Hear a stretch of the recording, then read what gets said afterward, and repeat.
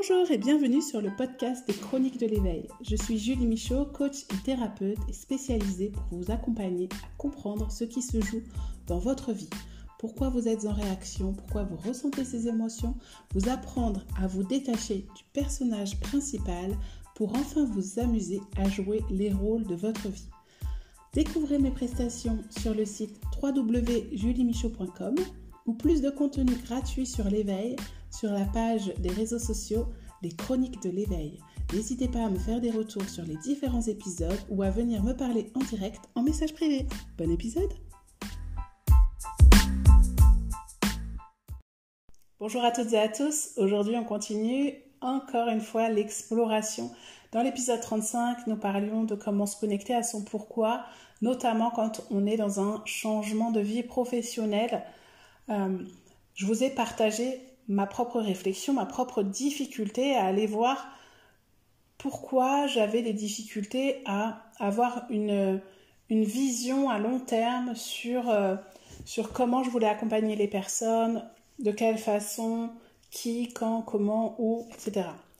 Donc, j'ai compris que c'était en me connectant à mes ressentis. Dans l'épisode suivant, je vous ai donné le cas concret d'une personne que j'accompagne dans le programme Je suis quelqu'un qui est aussi dans une reconversion professionnelle, qui se fait accompagner par une coach qui est spécialisée dans le côté professionnel. Et donc, pour son bilan de compétences, moi, je l'accompagne dans cette quête d'identité pour lui permettre de se reconnecter à elle-même parce que on peut vouloir changer de métier, mais si au fond de nous, on a des insécurités qui nous font comprendre que nous ne sommes pas capables, que nous ne sommes pas responsables, que nous devrions avoir honte si nous n'y arrivons pas, si jamais on échoue, eh bien, on n'osera jamais tenter l'aventure. Alors tout ça, c'est basé sur l'inconscient, le subconscient, et donc, grâce à des exercices qui vont nous permettre d'aller voir ce qui se joue à l'intérieur de nous, on peut débloquer des choses, parfois en très peu de temps. Alors, à la fin de l'exercice 36, je vous ai dit que j'allais vous partager comment j'ai réussi à arriver à connaître et à exercer cet exercice ou ces exercices, parce que je vous ai parlé de différents exercices qui sont liés à un accompagnement holistique, donc dans lequel on va prendre en compte le corps, l'esprit, les énergies, les émotions, nos états, donc tout ce qui est lié à notre système nerveux, notre cerveau, mais aussi quelque chose d'un petit peu plus subtil, d'un peu plus lié à des choses qui sont non palpables, mais qui pourtant jouent énormément dans nos fonctionnements, donc des choses que nous allons ressentir dans notre corps et que l'on va être capable soit de visualiser, soit d'entendre pour avoir une communication avec elle, pour pouvoir nous dire, voilà, pourquoi est-ce que toi, cette partie-là, qui est en souffrance, tu te manifestes dans telle situation, qu'est-ce que tu viens me dire, de quoi as-tu besoin, pourquoi est-ce que tu es là, de quoi tu me protèges. Et le fait de réussir à avoir cette conversation avec ces parties de nous, ces énergies, ces entités, on peut les appeler comme on veut, eh bien ça va nous permettre de dire à cette partie en souffrance, je te vois, je te comprends, je t'entends, de lui donner de la compassion et d'arrêter de se condamner et en fait d'arrêter de donner tout le pouvoir et la puissance à notre juge intérieur qui va dire à cette partie en souffrance, tais-toi, tais-toi, tais-toi, tais-toi, si tu penses ça c'est que t'es nul, et qui fait qu'on va s'identifier en fait à cette partie-là en n'osant jamais l'assumer. Et en fait, plus on va lui donner la possibilité de s'exprimer, moins elle aura besoin de le faire. Donc moins elle va crier, moins elle va nous faire souffrir. Alors tout ça, on le comprend en l'expérimentant. Et comment j'en suis arrivée là, comment j'ai pu aider cette personne en une seule séance à mettre en mots ces différents mots MAUX et ces insécurités, c'est parce que ça fait des années que je me forme, que j'expérimente, que j'écoute des parcours de vie, que je lis différents livres, que je lis des expériences, que ça soit de personnes qui sont connectées au monde subtil ou que ça soit des journalistes qui ont mené des enquêtes auprès aussi bien de chamans que de médecins, que ça soit des reportages basés sur des médecins qui ont voulu comprendre ce qui se passait dans des expériences de mort imminente, ce qui se passait au niveau de la conscience, est-ce que la conscience meurt en même temps que le corps, etc. Donc j'avais envie de vous partager ce cheminement pour que vous compreniez comment aujourd'hui je peux vous aider et comment vous pouvez vous aider. Alors il faut savoir que c'est mon cheminement, c'est ma vérité du moment, comme je dis toujours. Faites preuve de discernement, prenez ce qui résonne en vous. L'objectif, c'est pas de vous dire vous devez absolument lire ces livres, c'est comme ça que ça se passe. C'est vraiment, en fait, à partir du moment où je me suis dit j'ai besoin de comprendre ce qui se joue en moi et j'ai envie d'aider les gens à comprendre ce qui se joue en eux, que beaucoup de choses se sont ouvertes parce que aussi j'ai focalisé mon intention sur tout ce qui pouvait m'aider à comprendre ce qui se passe à l'intérieur de moi, à me réaliser, ce qui m'aidait dans mon introspection et tous les outils qui allaient m'aider à accompagner les autres. Donc, je me suis d'abord focalisée sur tout ce qui était lié au monde subtil, aux anges, aux guides, à la spiritualité, aux ressentis, aux énergies, parce que j'avais besoin de me reconnecter à mon corps, parce que j'avais besoin de comprendre mon sens intuitif et ma sensibilité qui faisait que je ressentais des choses qui se passaient, des choses, notamment même par rapport aux personnes, le peu que j'entendais, ce qu'on allait me dire d'elles ou ce que j'allais voir sur elles, c'est comme si j'arrivais à scanner ce qui se jouait en elles. Donc j'avais besoin de mettre des mots sur ça, de donner du sens. Donc je me suis intéressée vraiment à tous ces sujets-là. Et ça m'a permis de comprendre. En fait, c'est comme si j'avais été chercher plein d'informations. J'avais vraiment été explorer un petit peu comme, vous savez, un écrivain qui veut traiter d'un sujet et qui va aller se renseigner sur ce sujet ou sur ce lieu pour connaître l'histoire, qui va aller chercher des informations scientifiques ou moins scientifiques, des témoignages, etc. Et donc, j'ai été chercher toutes ces informations-là par rapport à ce que la vie aussi a mis sur mon chemin en termes de lecture, en termes de vidéos, en termes de partage de personnes qui étaient dans la transmission. Et donc, j'ai compris, je pense que ça m'a réconciliée avec la foi, avec la spiritualité. J'ai compris que finalement, la religion était plutôt, ce que je reprochais à la religion, c'était ce que les hommes en avaient fait, mais que quand on croisait les différentes religions, il y avait beaucoup de choses dans le sens profond qui voulaient dire la même chose et que c'était tourné beaucoup sur l'amour universel et le fait qu'on était tous reliés les uns aux autres, et c'est pour ça aussi qu'on ressent beaucoup ce que les autres peuvent ressentir. Et donc, j'ai compris aussi que le développement personnel avait une portée sur le collectif. J'ai compris que je n'avais pas besoin d'avoir peur de mourir parce que, ayant perdu ma mère quand elle avait 30 ans et moi 2 ans,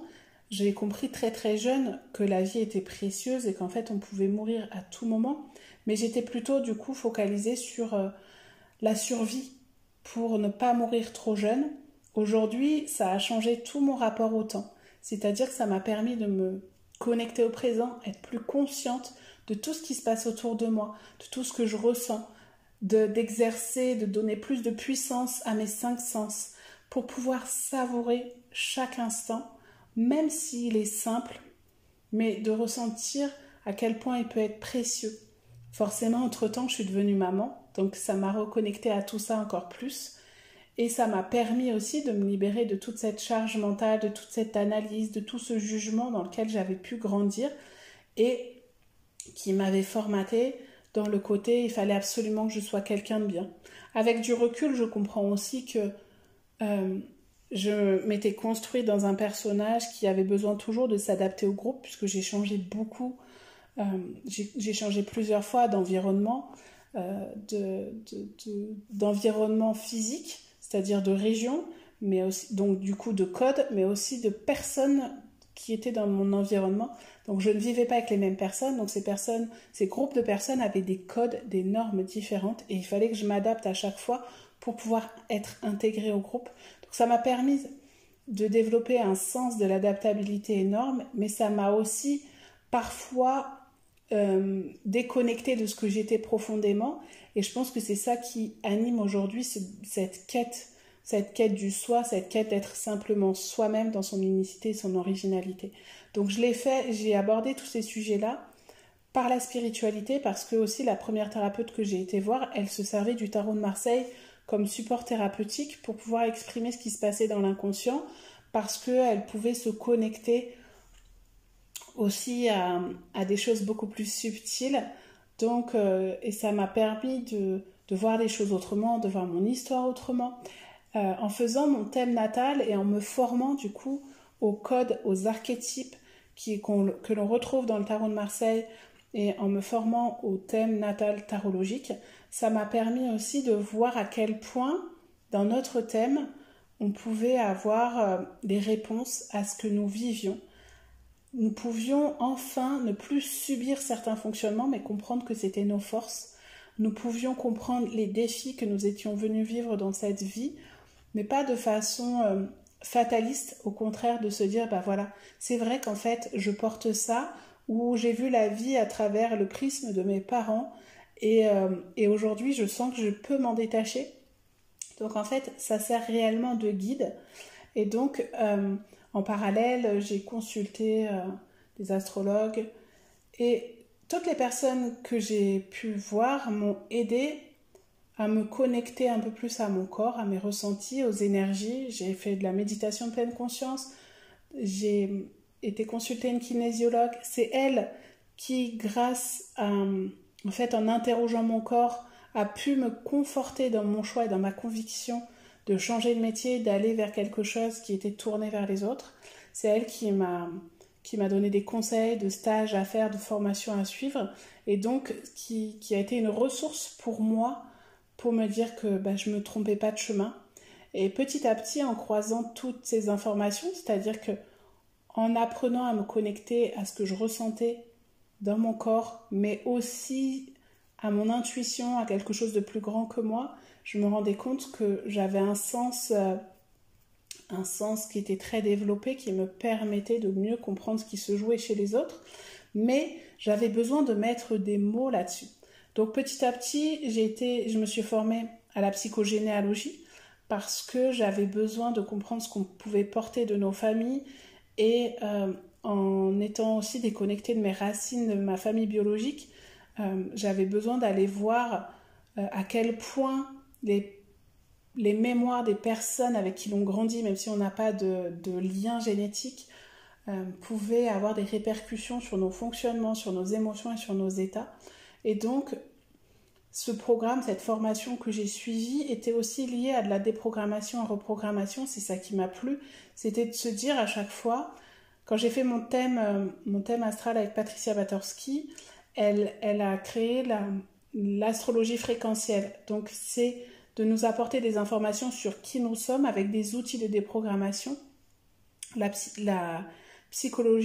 psychogénéalogie cognitive dont j'ai fait la formation nous permet aussi de réaliser des actes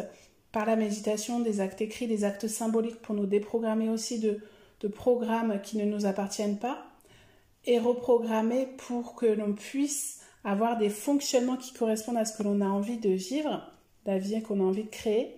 Puis j'ai eu besoin d'aller dans quelque chose de plus scientifique, plus dans la matière, pour comprendre notre corps. Et c'est pour ça que je me suis formée aux neurosciences, à la neurobiologie, parce que j'avais besoin de comprendre réellement ce que notre subconscient voulait, de quoi il voulait nous protéger, parce que j'ai compris qu'au-delà de se dire qu'on est venu pour vivre des choses dans cette vie, de vérifier que dans toutes les interprétations que j'avais par différentes personnes, il y avait des informations qui se croisaient, qui résonnaient avec ce que je ressentais et ce que je vivais. J'avais besoin aussi de comprendre que dans mon individualité, j'étais aussi normale, et que nous étions tous normaux, parce que en tant qu'être humain, nous avions tous un besoin de survie, et que je pense que ça a été aussi important pour moi, parce que si j'avais compris que donc on venait avec notre âme qui portait des bagages de ses vies passées, elle portait aussi les bagages de ses ancêtres dans son ADN, mais elle porte aussi l'histoire de l'humanité. Et donc, de comprendre que dans notre cerveau sont ancrés un système un fonctionnement qui est lié à notre survie qui date du début de l'humanité. Ça m'a permis de comprendre énormément de choses et de comprendre et de faire comprendre aux gens que finalement, c'est normal que nous soyons en réaction parce que nous avons un système de protection intégré dans notre corps. Et donc d'apprendre comment on peut vivre en confiance et pas uniquement dans des rituels de spiritualité, de méditation ou en allant courir. Voilà, j'avais besoin de trouver ma propre méthode, de trouver mes propres rituels parce que je n'avais pas envie de rentrer dans quelque chose qui me redemandait des injonctions, alors que j'essayais de me couper des différents principes d'éducation, de croyances, de ce qui était véhiculé dans les films, dans les séries, dans les livres, dans les médias, dans les familles, dans la culture. Je voulais vraiment me connecter à ce qui était juste pour moi. Et donc pour ça, j'ai besoin de me connecter à mon propre GPS intérieur. Et donc, j'apprends aux autres à le faire aussi. Et pour se connecter à son propre GPS intérieur, c'est son corps, son intuition, ses ressentis. Donc c'est important d'utiliser tous ces outils en fonction des besoins du moment et de son niveau de conscience. Ce qui fait qu'aujourd'hui, c'est pour ça que j'ai proposé cet accompagnement sur plusieurs mois, je me focalise sur votre problématique du moment pour aller voir comment on va pouvoir utiliser les informations de tous ces outils pour pouvoir vous permettre de mieux vous comprendre et mieux vous connaître. Tous ces outils qui se sont présentés à moi ont des points communs. Donner du sens, mieux se connaître, mieux se comprendre, déprogrammer, se libérer, reprogrammer pour pouvoir manifester la vie que l'on veut vivre en fonction de ce qui nous appartient, de ce que nous sommes profondément. Et donc, tout ce que j'ai découvert, tout ce que j'ai utilisé, tout ce que j'ai expérimenté en termes de théorie ou de pratique m'aide aujourd'hui à vous le transmettre et à vous permettre de façon optimisée à aller à l'essentiel. C'est-à-dire que plusieurs fois, des personnes mal intentionnées ou qui interprétaient mal ce que je voulais faire, pensaient que j'étais trop, me disaient, parce je pense qu'elle se fie à d'autres personnes. En fait, j'en ai parlé dans l'épisode précédent. C'est que quand on se lance dans le bien-être et l'accompagnement, souvent, pour se valider, pour être validé dans ce nouveau métier, on pense qu'on doit beaucoup se former. Et moi, je me suis beaucoup formée parce que j'avais besoin de nourrir ce besoin de curiosité, de compréhension de ce que l'on est. Mais j'avais pas besoin de prouver quelque chose aux autres aux autres ou même à moi-même. C'est que en fait, plus j'avance sur mon chemin, plus je sens, quand je vis des séances comme celle que j'ai vécue, dont je parle dans l'épisode 36, et j'ai pas raconté toute la séance, mais quand je vois la vitesse, la précision et la justesse à laquelle se font les liens entre ce que la personne peut vivre, peut croire, peut ressentir, le pourquoi du comment, etc., en quelques minutes, sans passer des heures à refaire toute l'histoire, juste en se concentrant sur ce qu'elle ressent vraiment, et pas sur ce qui s'est passé et son interprétation de ce qui s'est passé, ou mon interprétation de ce qui s'est passé, eh bien je sens vraiment cette flamme dont je parle tout le temps qui m'anime, vraiment prendre toute la place, et je me sens grandie, je me sens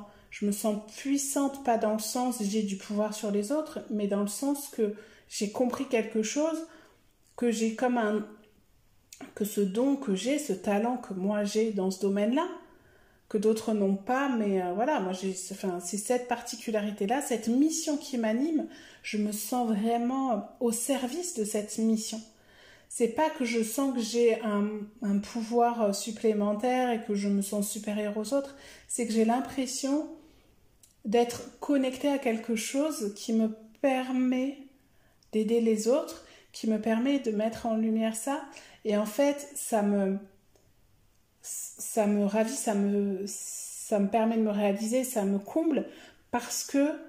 je me dis que plus les gens vont pouvoir avoir ce discernement et être en capacité de se poser ces questions-là, plus elles vont être focalisées sur elles, moins elles seront focalisées sur les autres, ce qu'on peut penser d'elles, et ça va créer moins de malentendus, moins de conflits, ça va permettre de vivre plus en paix. Et je pense qu'on est tous dans cette démarche d'avoir envie, quand on est dans une démarche de don pour les autres, c'est d'avoir envie de contribuer au monde pour qu'on ne soit plus dans la séparation et la division, mais plutôt dans l'union, parce que on est plus forts tous ensemble, dans un esprit de prendre soin des autres, et ça rejoint un petit peu notre instinct de survie dans le groupe. Et donc, petit à petit, c'est toutes ces prises de conscience que j'ai sur ce que nous sommes, parce qu'au final, le fait de me connecter de plus en plus à ce que je suis permet de mieux comprendre l'humanité et les autres. Je comprends que la démarche à faire, la première démarche à faire en développement personnel, ce n'est pas se couper des liens toxiques avec notre mère, notre père, notre ex, etc., ou notre conjoint. C'est déjà de recréer du lien avec soi. Parce que si on n'est pas en lien avec soi-même, si on n'est pas suffisamment en confiance avec qui nous sommes, eh bien, nous serons toujours rattachés aux personnes qui jouent avec nos états, qui jouent avec notre confiance, qui nous manipulent, ou qui vont être là à nous donner le sentiment de nous rassurer, nous donner le sentiment qu'on a besoin de leur validation pour exister, pour nous réaliser, pour faire des choses. Et donc, en fait, quand on se reconnecte à qui nous sommes, quand on est complètement relié à nous, eh bien, on peut être dans des liens plus sains avec les autres. Et naturellement, oui, on va pouvoir se détacher en sécurité des personnes qui vont être malveillantes, qui vont être toxiques, qui vont être manipulatrices, qui vont être des obstacles à notre chemin de vie et de réalisation. Donc je vous propose qu'on aborde ce sujet dans le prochain épisode. Comme ça, on va éviter de tout mélanger. Donc, petit résumé de cet épisode. Quand vous avez le fait d'avoir trouvé ce pourquoi, d'avoir cette intime conviction, même si on ne sait pas donner de mots, même si on ne sait pas forcément concrètement comment ça va se passer, eh bien, le fait de le ressentir, ça va nous permettre de passer à l'action. Le fait de passer à l'action, ça peut être simplement d'être conscient de tout ce qui va être juste pour aller dans cette direction. Donc moi, ce dont j'avais besoin, c'était de comprendre que mon rapport à la mort ne devait pas être focalisé sur les menaces, le danger, la survie. Et donc il fallait que je sorte de ce besoin d'être en alerte de tous les dangers, mais au contraire de me concentrer sur tout ce qui pouvait m'apporter de la vie dans ma vie, de la joie, de la paix, pour pouvoir aborder la vie autrement et pour faire en sorte qu'elle soit riche. Et ça a été permis grâce à la prise de conscience que j'ai une conscience et une identité, et que mon mental n'est pas ma conscience, et que plus j'allais observer l'activité de mon cerveau, plus j'allais comprendre ce qui se joue à l'intérieur de moi, plus j'allais être connectée à ce qui se passe en moi, plus j'allais pouvoir me détacher de ces principes d'éducation que j'avais pu avoir, de ces croyances, plus j'allais pouvoir mettre à jour mes valeurs, mes normes, mes règles, plus j'allais pouvoir concevoir la vie avec mes propres prismes et pas ceux des autres personnes, moins j'allais devoir m'infliger de respecter certains rôles, certains cadres pour me sentir en sécurité, parce que maintenant j'étais capable de m'apporter cette sécurité à moi-même, parce que je n'ai plus l'impression de devoir prouver quoi que ce soit à qui que ce soit un dieu, que ce soit mon conjoint, mes parents, etc. C'est que je suis en accord total avec ce qui est plus grand que moi. Je suis en capacité de me connecter à ça, que quand je reçois des informations, je sais que ce n'est pas forcément moi, mais que c'est simplement une connexion que je sers de canal. Et le fait donc de me connecter à cette spiritualité me permet d'avoir accès à ces informations. Et ça me permet aussi, le fait de comprendre comment fonctionne mon corps, comment fonctionne mon cerveau, ça me permet de passer mieux à l'action, de façon plus optimale, parce que je sais comment mon cerveau fonctionne, et Et je comprends aussi, en comprenant comment fonctionne mon système nerveux, que parfois j'ai des réactions qui sont là pour me protéger. Et donc, au lieu de me battre avec mon juge intérieur, avec mon mental, je sais que quand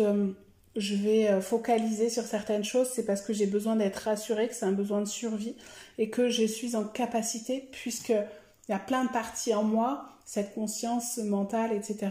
Plein de parties en moi qui sont là pour discuter ensemble et que plus je vais leur donner la parole, moins je vais m'identifier à elles, plus je vais pouvoir avancer avec elles, plutôt que d'avancer en lutte et d'être en conflit et donc d'être en souffrance. Donc, en trouvant mon pourquoi, j'ai trouvé les outils qui m'aidaient à me connaître, qui m'aidaient à me comprendre et qui m'aident à me réaliser dans ma mission, cette conviction, ce pourquoi je sens que je suis faite, cette aptitude, ce don, peu importe le mot que vous mettez, mais c'est réellement une sensation qui nous anime, quelque chose qui est pour moi d'être dans la transmission, d'aider les gens à être autonomes dans leur introspection, à comprendre qu'ils sont tout à fait normaux, que c'est normal de ressentir certaines choses parce qu'ils portent sur leur poids l'histoire de l'humanité. Donc, un système physiologique qui est là pour assurer leur survie, mais qu'ils ont les capacités à créer la vie qui est juste pour eux en se détachant de ce système de survie, en lui apportant plus de confiance grâce à des outils qui leur permettent d'être plus, de savoir où trouver les ressources nécessaires pour nourrir leurs besoins, pour aller d'un état à l'autre avec sécurité et avec confiance. Donc ça peut paraître un petit peu brouillon, mais globalement c'est ce que vous retrouvez dans mes explications de posts sur les réseaux sociaux, sur le compte des Chroniques de l'éveil, et c'est ce que je vous explique plus en détail, de façon plus concrète, en fonction de votre problématique du moment. Donc en fait, la révélation de toutes ces années d'introspection, de formation, d'expérimentation, c'est que nous n'avons pas besoin de refaire toute notre histoire et de passer notre vie à tout analyser, de connaître les blessures de l'âme par cœur, les concepts de thérapie, de coaching, etc. pour comprendre ce qui se joue à l'intérieur de nous. C'est en cela qu'on dit que les réponses sont en nous. C'est que plus on est en capacité de se connecter à ce que l'on ressent, plus on est en capacité de se faire confiance ou de faire confiance à quelqu'un qui peut nous guider dans cette introspection, plus on va pouvoir aller déverrouiller et trouver les clés qui vont nous permettre de nous réaliser en étant nous-mêmes et d'assumer notre unicité, notre différence, tout en restant en lien avec les autres. Donc de contribuer au monde, puisque ça fait partie vraiment des choses qui reviennent quand on interroge les personnes sur le sens de la vie, sur ce qui donne du sens à leur existence au moment de leur mort, c'est d'avoir laissé une trace dans ce monde, d'avoir contribué au monde. Et contribuer au monde, c'est pas forcément d'être un artiste ou un homme ou une femme politique ou dans l'humanitaire. Ça peut être simplement d'avoir partagé auprès des siens des valeurs, des comportements, des idéaux qui sont tournés vers le respect, la liberté, la sécurité, l'amour des autres et l'amour de soi et le respect de ce que l'on est en tant qu'individu et en tant que groupe. Donc je vous invite à revenir vers moi si vous voulez discuter par rapport à ce que j'ai pu vous partager dans cet épisode. Vous pouvez, si vous avez envie que je vous aide à avancer sur votre propre chemin et votre introspection, vous pouvez télécharger gratuitement le cahier d'introspection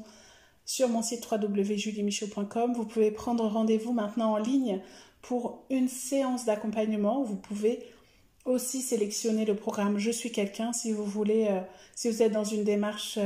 d'introspection, de changement de vie, vous voulez vraiment aller voir plus en profondeur avec votre thème natal, avec votre histoire psychologique, familiale, psychogénéalogie, ou pour apprendre à réguler votre système nerveux, pour avancer sur ce chemin avec confiance et sécurité et le faire sur un laps de temps relativement court, puisque c'est entre 3 et maximum 6 mois vraiment, pour aller à votre rythme, mais pour ne pas vous disperser dans 50 000 livres ou programmes de développement personnel qui ne seront pas forcément adaptés à votre problématique. Voilà, moi j'ai utilisé tous ces outils pour vous permettre de focaliser sur votre besoin du moment, votre problématique du moment, et pas vous faire perdre du temps, parce qu'aujourd'hui on a besoin d'avoir des réponses qui vont vite. On a besoin...